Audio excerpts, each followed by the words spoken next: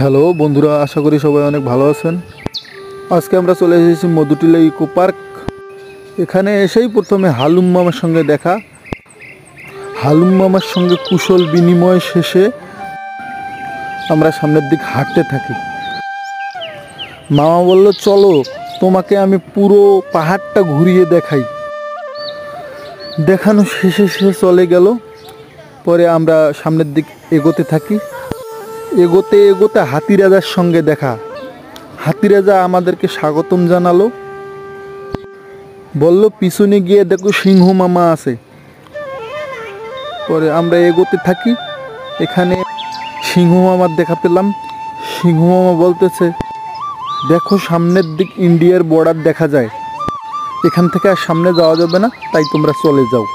পরে আমরা ফেরার পথে বানরের সঙ্গে দেখা। বানরের সঙ্গে কিছু সময় কাটানোর পরে